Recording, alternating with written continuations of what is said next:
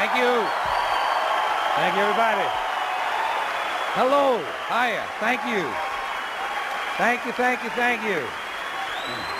Hiya. All right. Thank you. Appreciate that. I'd like to begin tonight by thanking you for being here and thanking everybody at Manny's for helping us find our way down here. And I'd like to start... Oh, I'm sorry. Okay. I'd like to start with a list of people I can do without. I think everybody has a list like this. This is my list of people I can do without. Guys in their 50s named Skip. Anyone who pays for vaginal jelly with an Exxon credit card. An airline pilot who's wearing 2 different shoes. A proctologist with poor depth perception.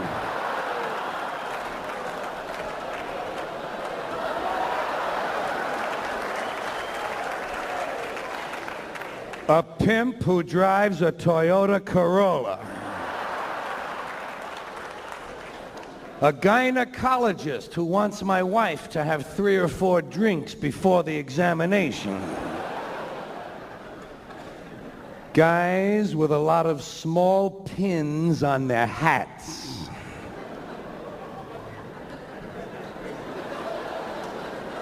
Anyone who mentions Jesus more than 300 times in a 2-minute conversation.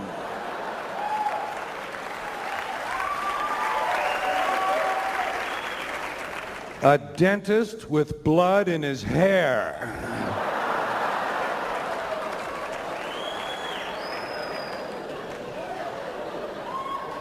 Any woman whose hobby is breastfeeding zoo animals. A funeral director who says, "Hope to see you folks again real soon."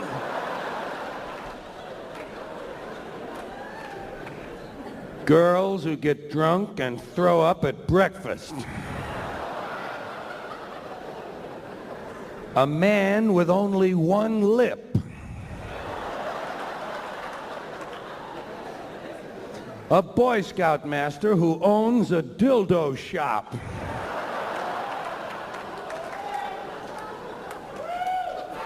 People who actually know the second verse to the Star-Spangled Banner.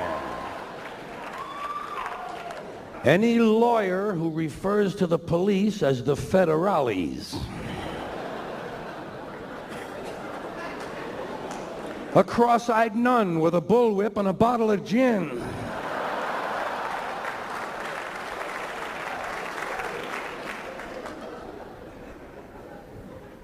A brain surgeon with "Born to Lose" tattooed on his hands. Guys who have their names printed on their belts. Couples whose children's names all start with the same initial.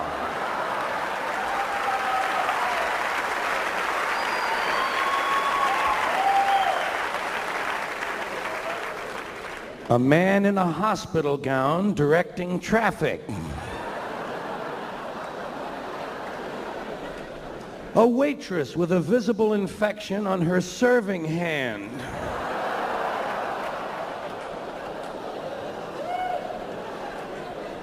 People who have large gums and small teeth. Guys who wear the same underwear until it begins to cut off the circulation to their feet. And any man whose arm hair completely covers his wristwatch. Okay, that's enough of that. That's enough of that. Thank you. All right. Yeah. Thank you. This is a lively group we have here.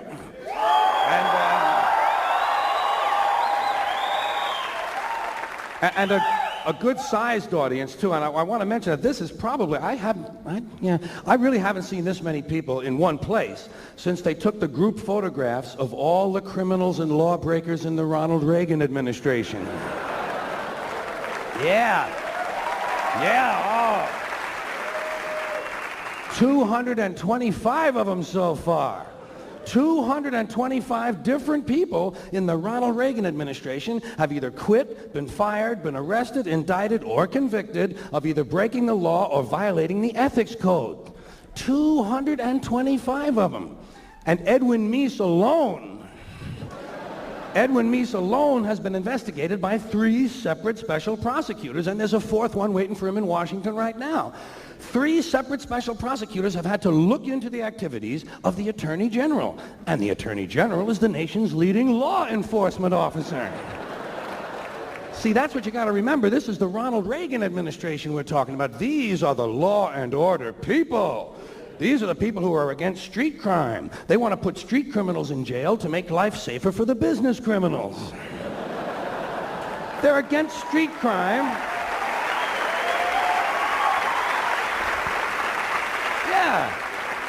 Yeah, they're against street crime, providing that street isn't Wall Street.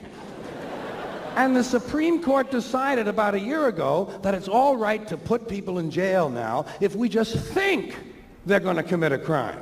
It's called preventive detention. All you got to do now is just think they're going to commit a crime. Well, if we'd have known this shit 7 or 8 years ago, we could have put a bunch of these Republican motherfuckers directly into prison.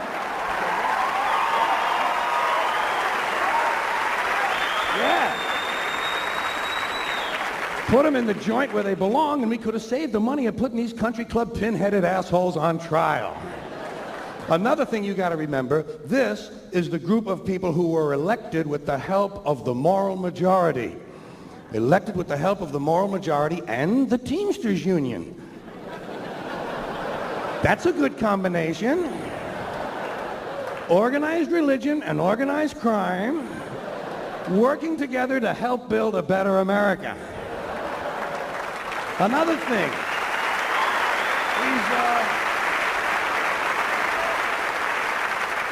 keep in mind, these Reagan people are the ones that were going to get government off our backs. Remember that? That was the rhetoric of the 1980 campaign. We'll get government off your backs and out of your lives. Yeah, but they still want to tell you what magazines you can read, and they still want to tell you what rock lyrics you can listen to, and they still want to force your kids to pray in school, and they still want to tell you what you can say on the radio.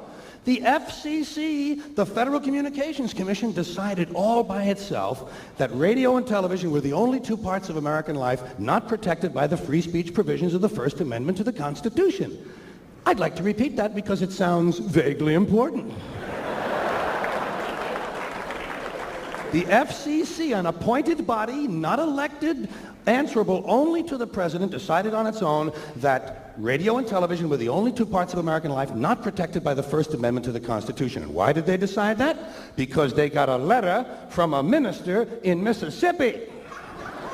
A Reverend Donald Wildman in Mississippi heard something on the radio that he didn't like. Well, Reverend, did anyone ever tell you there are 2 knobs on the radio?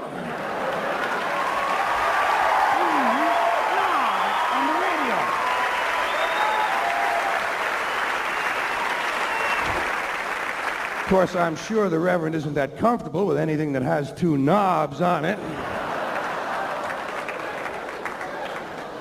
But hey, Reverend, there are 2 knobs on the radio. One of them turns the radio off, and the other one changes the station.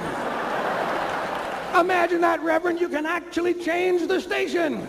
It's called freedom of choice, and it's one of the principles this country was founded upon. Look it up in the library, Reverend, if you have any of them left when you finish burning all the books.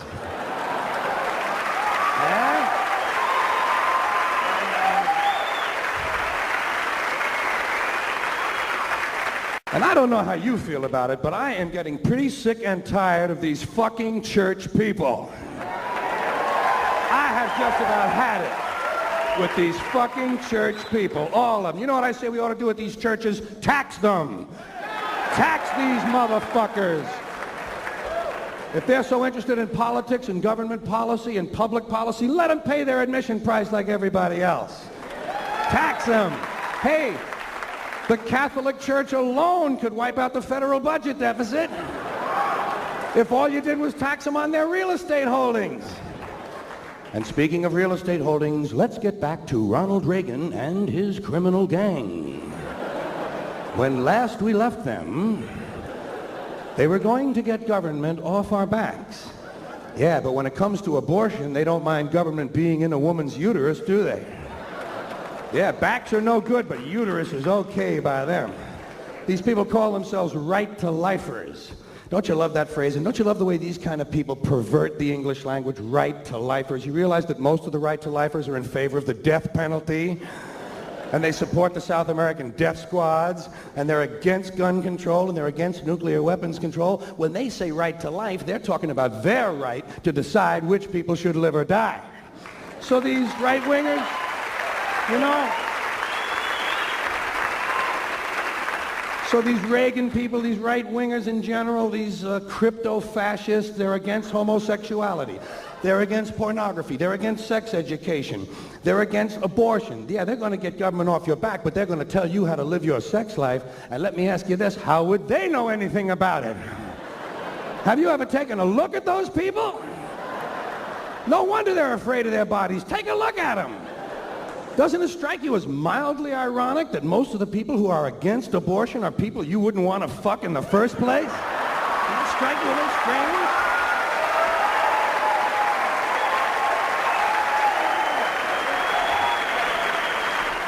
Well,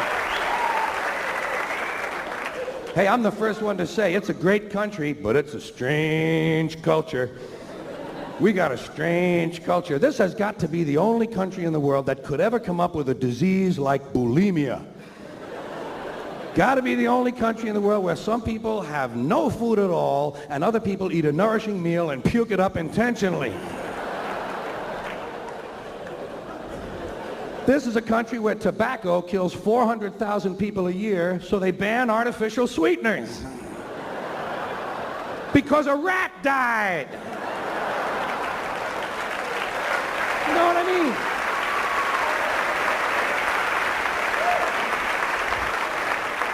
This is a place where gun store owners are given a list of stolen credit cards, but not a list of criminals and maniacs. And now they're thinking about banning toy guns, and they're going to keep the fucking real ones.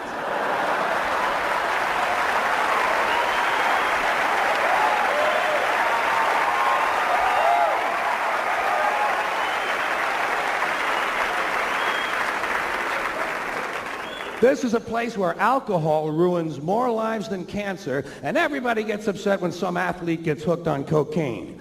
You know, Time magazine and Newsweek, they put cocaine on the cover, but they put the liquor advertisements inside the magazine. It's the old American double standard, you know, say one thing, do something different. And of course, the country is founded on the double standard. That's our history. We were founded on a very basic double standard. This country was founded by slave owners who wanted to be free.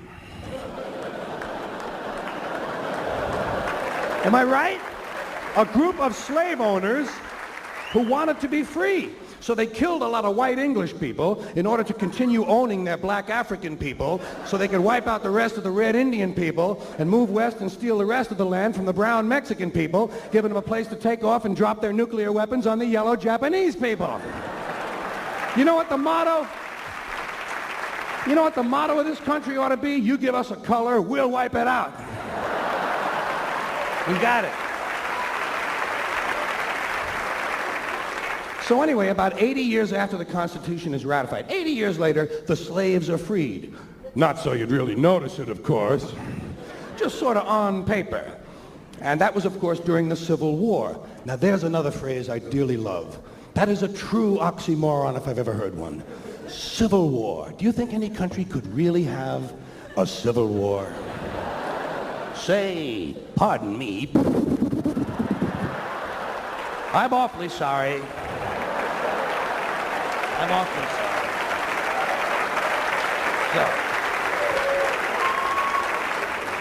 So, now, of course, the Civil War has been over for about 120 years, but not so you'd really notice it. Because we still have these people called Civil War buffs. People who thought it was a really keen war. And they study the battles carefully, and they try to improve on the strategies and the tactics to increase the body count, in case we have to go through it again sometime. In fact, some of these people actually get dressed up in uniform once a year and go out and refight these battles. You know what I say? Use live ammunition, assholes, would you please? You might just raise the intelligence level of the American gene pool. But what do you expect? Hey, come on, this is a warlike country. We come from that Northern European, basically the Northern European genes, the blue eyes, those blue eyes. Boy, everybody in the world learned real quick, didn't they? When those blue eyes sail out of the north, you better nail everything down, motherfucker. Nail it down, strap it down, or they'll grab it. If they can't take it home, they'll burn it. If they can't burn it, they'll fuck it. That's what happened to us. And it's a warlike country. Come on. I mean, forget foreign policy. Even the domestic rhetoric is warlike. Everything about our domestic policy invokes the thought of war. We don't like something in this country, we declare war on it. The war on poverty, the war on drugs, the war on crime, the war on AIDS, the war on cancer. We got the only national anthem that mentions fucking rockets and bombs in the goddamn thing. You know what I mean? All right.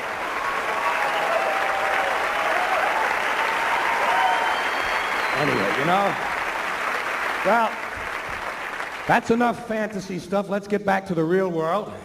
Let's check on Manny, see how these guys are doing. You people all right over there? Everything cool? It's just like a Giants game or something, you know.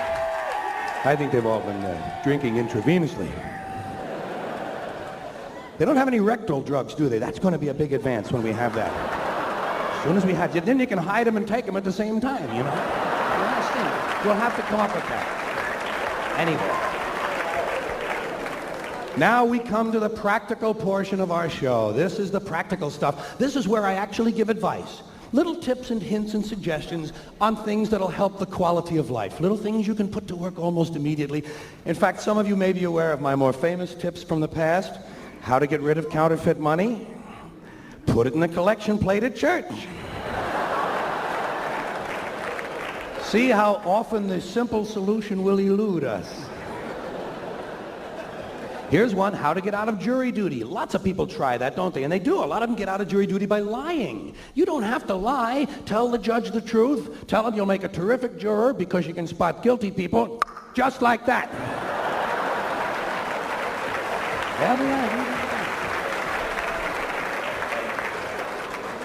Well, today's suggestions are a little different. These are just sort of hints on things you can do to keep other people alert during the day when you're out and about your business. Little ways to keep people on their toes. Because people need that. And I'm not talking about your friends so much. It's just the general public. People need a little sort of a mental goose during the day to kind of bring them back to reality, you know? There are an awful lot of people walking around, not all there. And I don't mean the helpless or the homeless. I don't mean people who've been kicked out of Mattawan without their, you know, their medications and stuff. I'm talking about fuckers with jobs. There are people walking around with a kind of a neutral zone around their heads. Some people leave part of their brains at home when they come out in the morning. Hey, some people don't have that much to bring out in the first place. So I say there are little things you can do to help keep other people on their toes. Did you ever try backing out of a drive-in bank?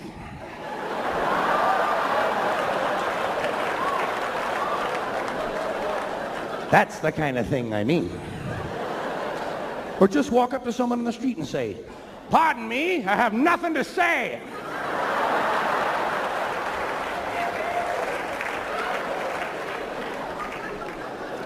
Someone asks you what time it is. You say, "Well, it's either 6:15 or Mickey has a heart on."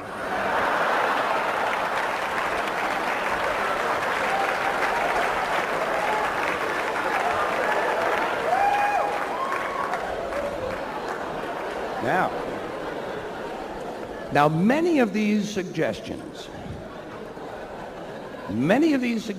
which I'm offering are intended for use on retail clerks because retail clerks seem to need special help. Did you ever go into a store and realize immediately that the clerk is running on a lean mixture?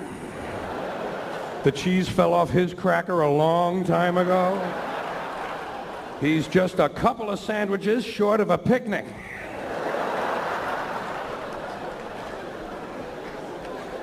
Here's one to try. Go into a gift shop and ask for your gift.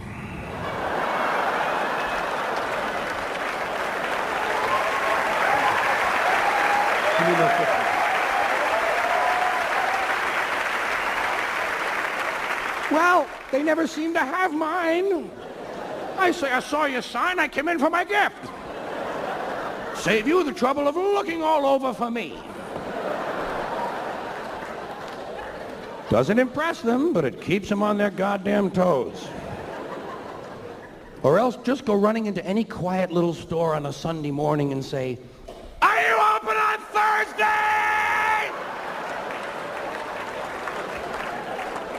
They'll say yes, say thank you, and run. Let them figure it out. It's not your concern.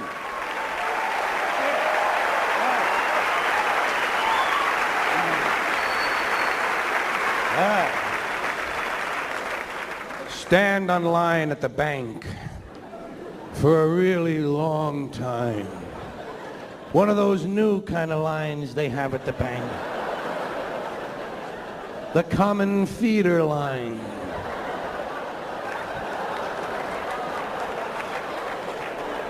Used to be every teller had his own line. Not anymore. Now you think you're in fucking Disneyland.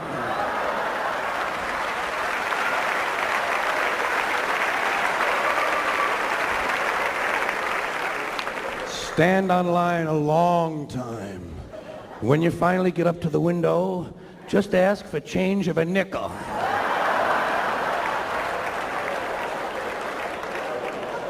They actually call other tellers over to look at you.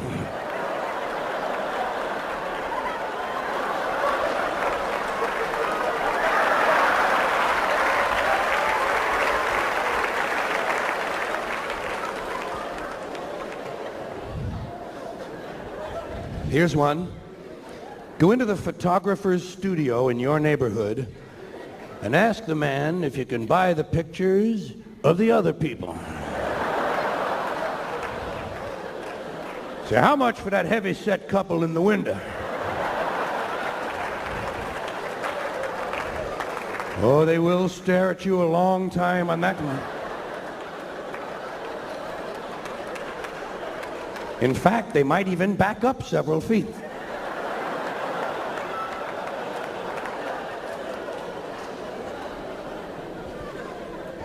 This one is my current favorite. Go into the dry cleaners and ask the man if he can remove the stains from one pair of pants and put them in another pair of pants.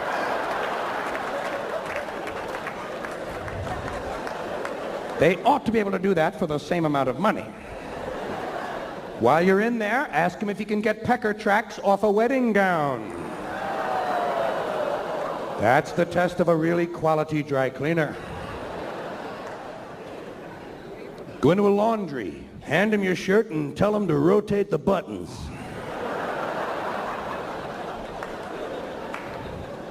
Go into a gun store, buy a gun, then buy some ammunition, then ask him if they have any ski masks.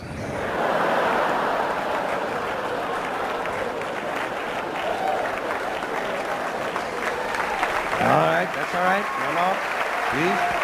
No. Go into a supermarket. This is a good one for the supermarket. Get your shopping cart in the supermarket and fill it to the top. I mean, a huge mound of groceries. And then go up to the line and look for somebody with one item and ask him if you can get ahead of them.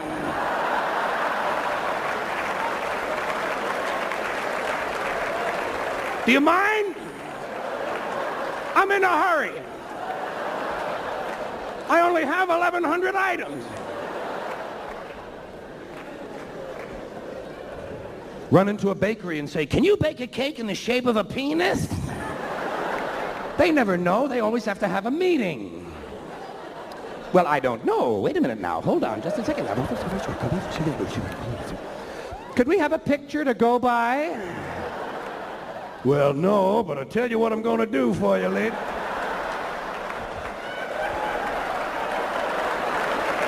Helen!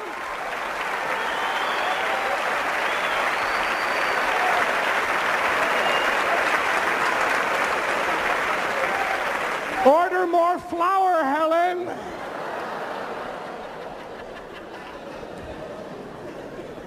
Next time you're at a wishing well, doesn't happen often, next time you're at a wishing well, ask to see the manager. Tell him you've been coming there for 10 years and none of your wishes have come true. Either you give me my money back or I'm shitting in the well.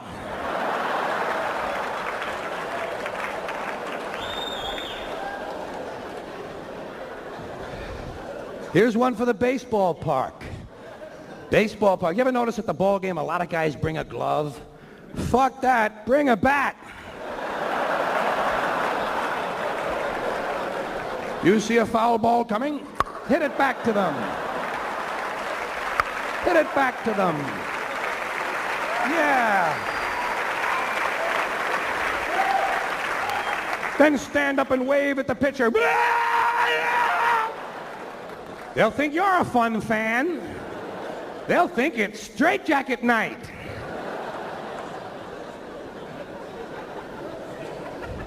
Do you ever notice in some hotels they give you a little sewing kit? You know what I do? I sew the towels together.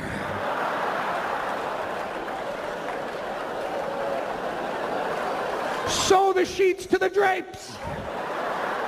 Let them know you've been there.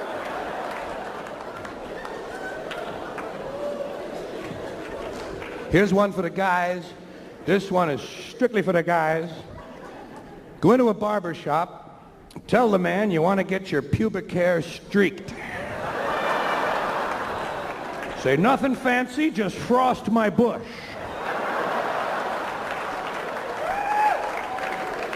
They'll be talking about you for years.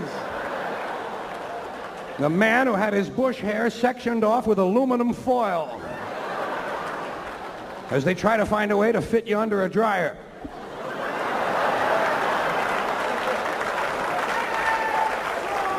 You'll be in the Bush Hall of Fame.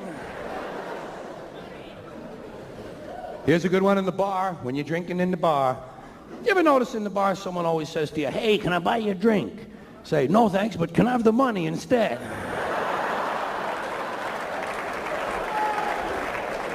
Tell them you're saving up to buy your own goddamn bar.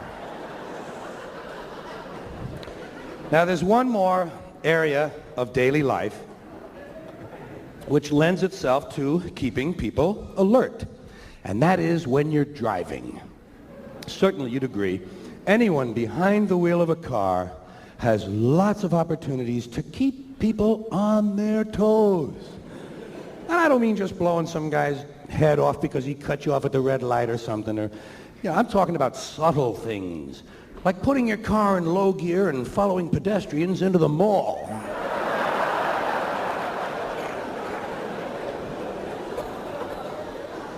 There's been a lot of talk, as you know, about this violence on the highways, people shooting each other from their cars. I don't believe too much in that sort of an overt violence. I like kind of a preventive violence in my car. Know what I have? In the rear window of my car, I have one of those diamond-shaped yellow signs that says, armed pit bull with AIDS on board. And I'll tell you, even the jack-offs are leaving me alone. Here's a little some fun in the car, driving along. Somebody's driving along next to you in the next lane over there, and you say, pull over, pull over, pull over, pull over. He pulls over, you keep going.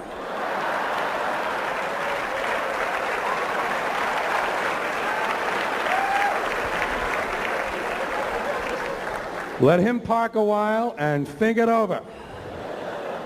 Hey, it's certainly none of your concern.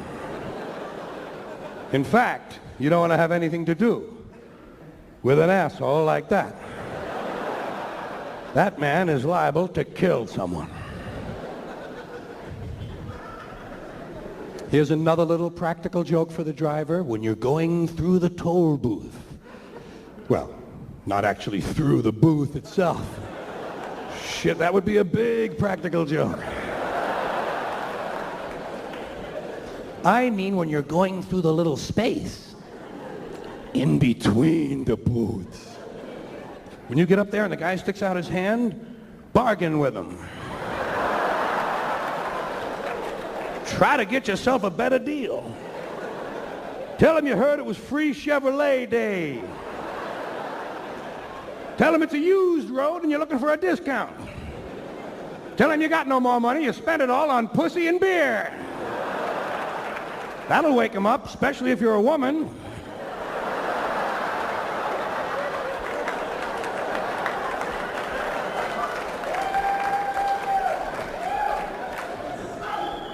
Talking about toll booths and paying your way.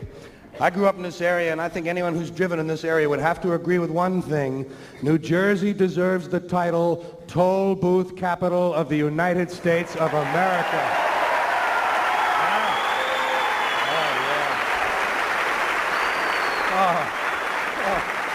You know, because you can't back out of your driveway in New Jersey without some schmuck in a hat wants 50 cents. And I don't mind paying tolls, but every 27 feet, bullshit. I'd like to give them a blank check when I enter New Jersey, and I'll sign it when I leave and let them fill it out. You know what I mean? Leave me out of it, for Christ's sakes. You can't make any gas mileage in New Jersey. You're in a constant state of slowing down. By the time I get to Pennsylvania, I need a fucking brake job. So I say let them be honest. Let them put it right on the license plates, New Jersey, the toll booth state. What does it say now? The Garden State? Sure, if you're growing smokestacks, yes.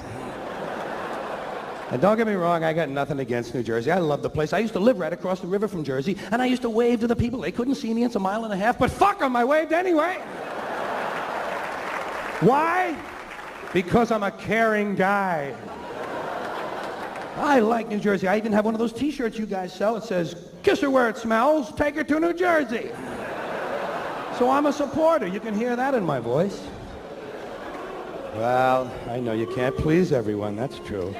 Well, you see, I mentioned the license plates because I'm interested in what different states put on their license plates. Different states choose different little slogans, and I sort of keep an eye on that. Like Florida and Georgia put the county, in case these people forget where they live overnight.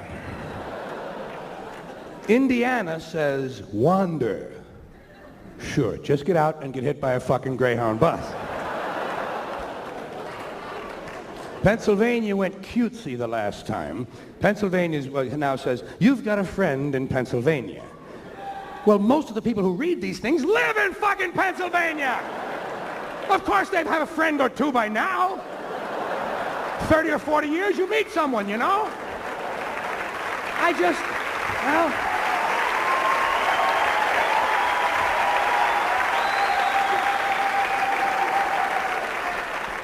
The most dramatic license plate of all has to be New Hampshire's, which says, live free or die! Well, I'm certainly not going to move there. I get just a little nervous in any state where they mention death right on the license plates. On the other hand, Idaho says, famous potatoes. I guess those are the two extremes in thought. It would seem to me that somewhere in between live free or die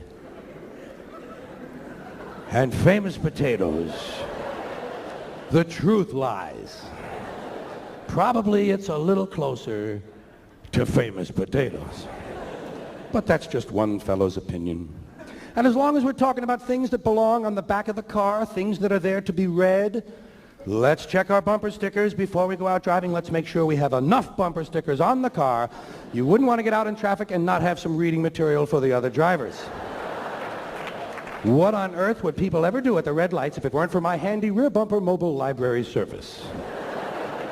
And I have so many, I always have to check to see which ones are current. Let's see what I have on here today. Ooh, kind of an intellectual bumper sticker. Honk if your horn is broken. That ought to hold the average American for about a mile and a half. Here's a spiritual one. I've found him, I have Jesus in the trunk. And of course, my favorite bumper sticker, I'd rather be driving.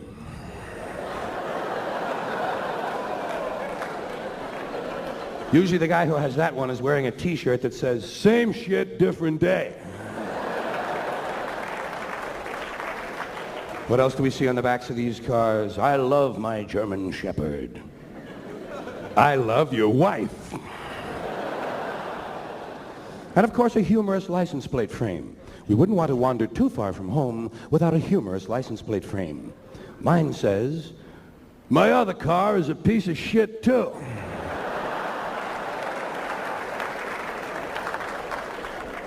And let's not forget the 3 most puke-inducing words that man has yet thought of. Baby on board. I don't know what valueless, soulless, yuppie cocksucker thought of that idea. No idea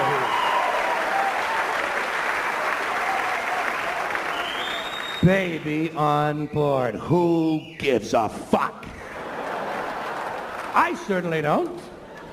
You know what these morons are actually telling us, don't you? I know you figured this out. They're actually saying to us, we know you're a shitty driver most of the time, but because our child is nearby, we expect you to straighten up for a little while. Fuck these people. I run them into a goddamn utility pole. Right into a pole. Huh? Roll that car over, bounce that kid around a little bit. Let him grow up with a sense of reality, for Christ's sakes.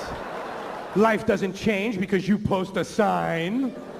I'm supposed to alter my driving habits because some woman forgot to put her diaphragm in. Isn't that really nice? Isn't that a real treat for me? Baby on board, child in car. Don't tell me your troubles, lady. Why don't you put up an honest sign? Asshole at the wheel! Hello.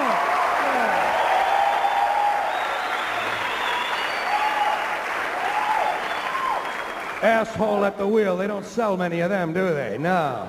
They give them away free with Volvos and Audis. God help us. And Saabs. Some of these misfits buy Saabs. We bought a Saab. Well, what'd you buy a Swedish piece of shit like that for? It's a safe car. These people think that if they buy safe cars, it excuses them from the responsibility of having to learn how to drive the fucking things. First you learn to drive, then you buy your goddamn safe car. Well, I get pissed, goddamn it, I get pissed. You know, there's a lot of shit you have to put up with when you're driving, like red lights. When did this bullshit start? I only noticed them about a month ago myself. And I'll be honest with you, I don't stop for them anymore. I did for about a week, didn't like it. Fuck them. I'm gone. I got no time to sit there jacking around listening to the news. You know my motto in traffic? Cop didn't see it, I didn't do it. I'm gone.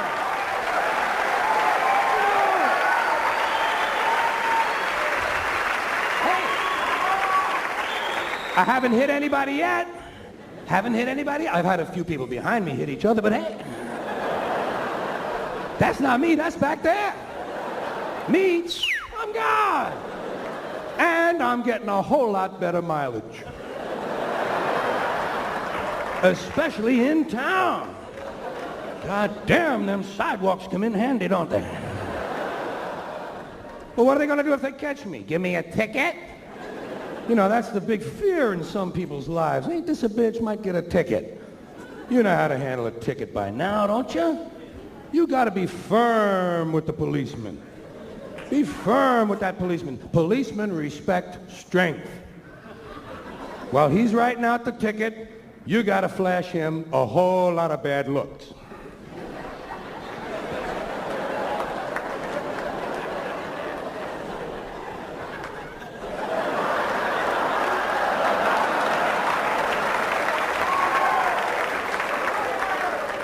Then when he's almost finished writing, reach over and grab the ticket out of his hand.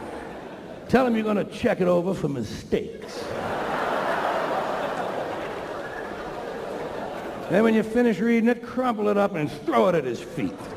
And say, fuck you and your ticket too.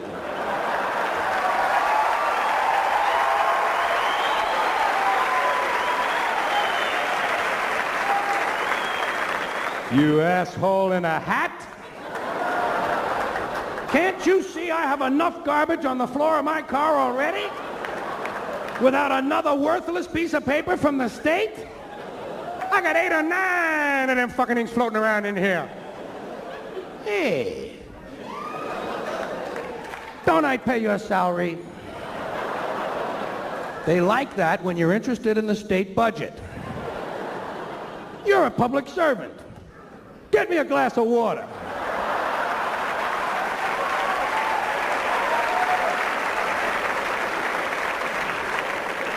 You pin-headed prick. You're holding me up, Jack. People are waiting for me at a party. I got a trunk full of heroin. Get the fuck out of my way, will ya? Tell them it's your car. Tell them it's your car and you do what you goddamn want with it. See, I own this car. My name is on the pink slip. I do what I want, and I own the highway, too. That my taxes paid for that. They're both mine. I own the highway, and I own the car. I own everything, goddammit! He'll be glad to hear that shit. That's what they like, people who know their rights. That way they don't have to read them to you on the way downtown to the maximum security penitentiary where you'll spend the rest of your life with no conjugal visits. Except from some big guy you don't want one from. Well, I get pissed, goddammit! There's a lot of shit you have to put up with when you're driving. Like these jogger assholes. I've killed 3 of the motherfuckers myself. 3. I have killed 3 jogger assholes. Out. I'd have more, I'd have a few more, but I don't always kill them. Sometimes I just toy with them, you know? I pull up in my car and with my right front tire, I pull the sneaker off their heel.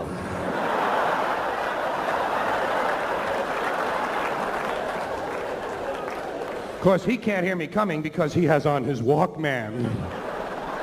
I'm wearing my Walkman today. I'm cutting the world out. Bullshit you are, asshole.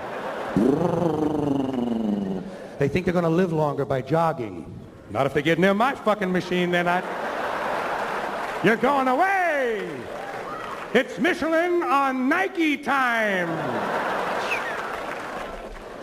I don't know which is worse, the jogger assholes or the bicycle riding creeps. These faggots on their bicycles. And they got special little hats, you know, they have special little hats to protect their special little heads. And they all try to act grown up. These bicycle people try to act mature because they know basically they're dealing with a toy, so they try to act grown up by giving hand signals. That makes them feel adult. They give hand signals. He's going to tell me where he's going. I'll tell you where you're going. You're going 30 feet up in the fucking air is where you're going.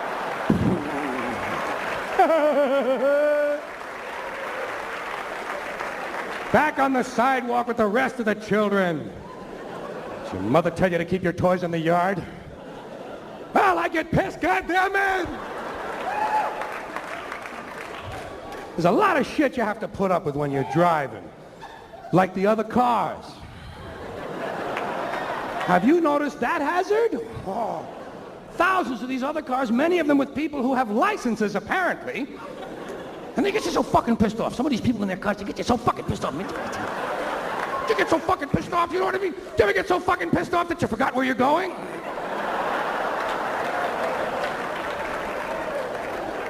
Because you got behind someone who isn't going anywhere either? A man with no destination at all? And I say, step on all the pedals, maybe one of them means go! Oh, they get you pissed. I don't know where they come from, but I believe there's an automotive harassment squad that is notified when I leave the house. All right, he's leaving now. Everyone in position.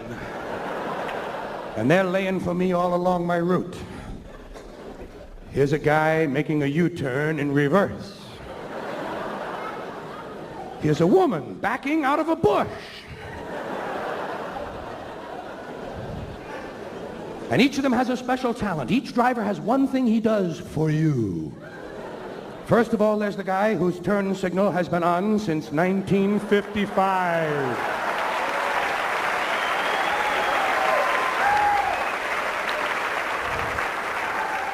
Then there's his opposite.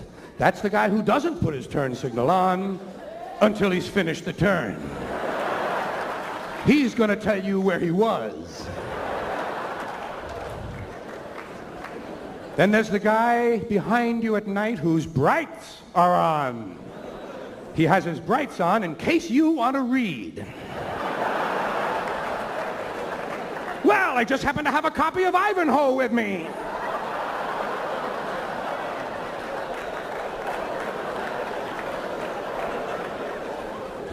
Oh, don't they get you pissed? Don't you get you so goddamn mad sometimes when you're out there? Some of them especially. Here's one here's a feeling you'll recognize immediately. You ever been behind somebody on like a 2-lane road or something, somebody you cannot get around? You've been behind him already for like 18 minutes, and you want to get somewhere, and he's not moving at all? And did you ever get so pissed off that all you want to do now is catch up with him to see what the fuck he looks like? You know that feeling?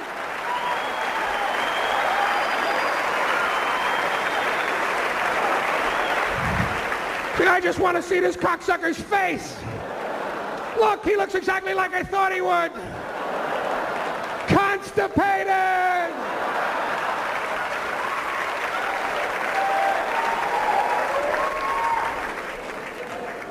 Cars to watch out for. First car is any car where the driver is also on the phone. Technology has brought us these self-important twits. You know, if phones were invisible, these guys wouldn't own them. The whole idea is for you to see the phone so you'll know he's a busy guy. I'm a busy guy. He's reaching out. That's what he'd tell you. I am reaching out. Well, reach out and jerk me off.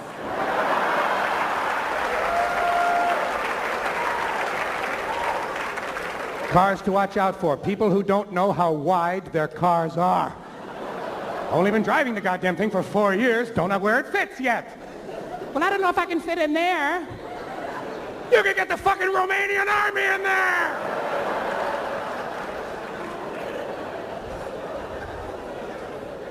Car to watch out for? Any car with more than 3 people in it wearing neck braces.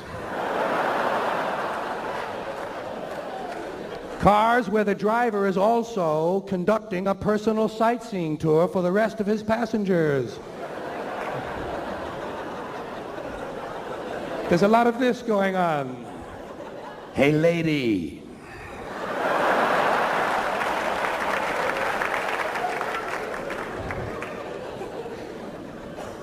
Guys in vans. I don't understand these vans. What's all the extra space for? They're never hauling anything. You want to haul lumber, rent a truck. You want to get laid, go to a motel like an evangelist would, for God's sakes. Use your brains a little.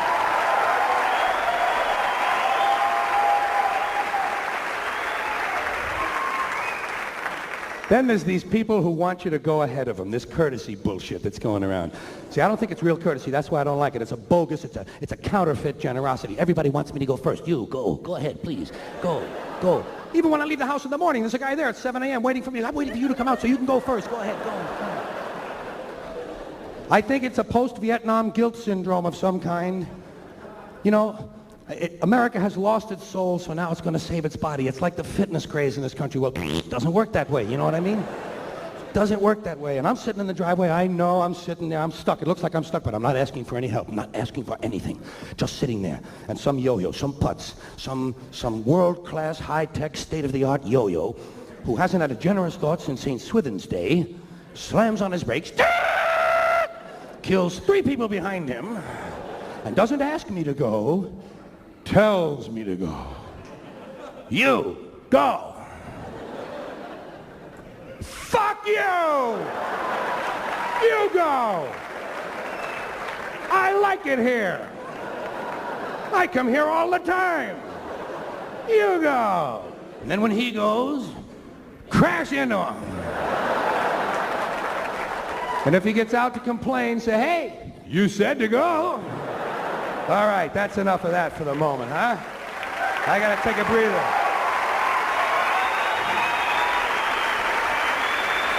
Thank you. I guess you noticed tonight, while we've been doing our show, we've also been electing a pope.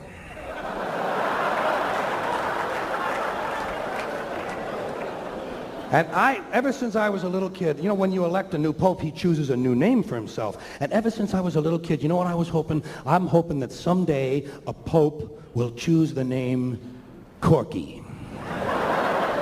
I just want to see Pope Corky the 23rd, you know. I think you'd have to skip right to 23 to give him a little credibility. Somehow Pope Corky the first doesn't make it, does it? Names interest me, and some of you will be going out of here tonight. You might wind up in some of these places, which names I haven't yet figured out who's in charge. Singles bars. Have you noticed that singles bars all seem to think they have to have cute little names that end in S? Scamps, tramps, chats, rumors, cahoots, bingles, buckles, bangles, jungles, bungles. I'd like to have a singles bar and call it Nipples and Dicks.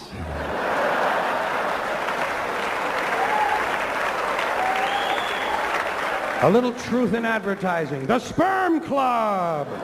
Snatch-O-Rama. Frankie's Fuckery. The Crotcheteria.